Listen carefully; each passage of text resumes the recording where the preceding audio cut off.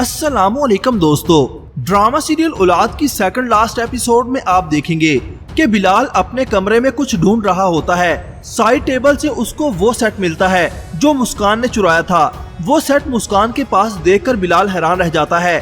फिर वो सेट को लेकर गुस्से में मुस्कान के पास जाता है और उससे पूछता है कि तुमने मुझसे इतना बड़ा झूठ बोला, तुमने अम्मी का सेट चुराया। वो उसको धक्का देते हुए कहता है कि मैं तुम्हें अब अपने साथ नहीं रखूंगा, निकलो यहाँ से। इस पर मुस्कान कहती है कि ये मेरा घर है। इस पर बिलाल चिल्लाकर कहता है कि ना मुझे घर चाहिए और ना ही जेवर, मुझे मेरे रिश्ते लौटा दो। जिसके बाद बिलाल वो सेट ले जाकर रोशना को देता है और उससे अपने किए की माफी मांगता है। जिस पर रोशना बिलाल से कहती है कि आप ये सेट ले जाकर मुस्कान को दे दीजिए, जिसकी वजह से उसने मेरे माँ बाप को घर से बाहर निकाल दिया था। रोशना की इस बात को सुनकर बिलाल उससे कहता है कि मैं मानता हूँ कि मैंने बहुत गलत किया, प्लीज मुझे माफ कर दो। जिसके बाद रोशना उसको माफ कर देती है।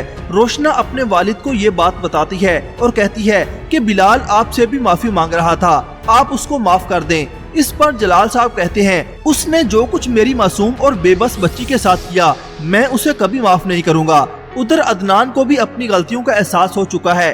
वो अपने वालिदैन से माफी मांगना चाहता है और फरवा से भी अपने वालिदैन से माफी मांगने का कहता है। फरवा राजी नहीं होती तो अदनान उससे कहता है जिस तरह तुमने मेरे माँ बाप से मुझे दूर किया, इसी तरह मैं तुम्हारी औलाद को तुमसे दूर कर दूंगा। जिसके बाद फरवा अदनान के साथ उसके वालिदैन से माफी मांगने के लिए तैयार हो जाती है। अदनान अपनी बीवी के साथ अपने वालिदैन के पास जाता है और उनसे माफी मांगता है। जलाल साहब अदनान से कहते हैं कि एक बाप अपनी औलाद को तने तनहा पाल सकता है, मगर सारी औलाद मिलकर अपने वालिदैन की जिम्मेदारियों का बोझ नहीं उठा सकती। ना तुम इस दुनिया की पहली औलाद हो ना आखिरी जिसने अपने माँ बाप के साथ ये सलूक किया। जो कुछ कर सकता था मैंने अपनी औलाद के लिए सब कर दिया। उधर मुस्कान की तबीयत अचानक खराब हो जाती है। मुस्कान की वालदा उसको अस्पताल लेकर जाती है तो डॉक्टर उसको बताती है कि मुस्कान का बच्चा इस दुनिया में नहीं रहा और आपकी बेटी अब कभी मां नहीं बन सकती। इस खबर को सुनने के बाद मुस्कान फूट फूट कर रोती है। तब जाकर उसको अपनी गलती का एहसास होता है कि उसने बिलाल को उसके वालिदैन से जुदा किया तो खुदा ने उससे माँ होने का हक छीन लिया। बिलाल को ये पता चलता है कि उसका बच्चा दुनिया में आने से पहले ही मर चुका है तो वो बहुत दुखी होता है और अदनान के गले लगकर फूट फूट कर रोता है। ऐसी नाफरमान औलाद का अंजाम यही होना चाहिए था।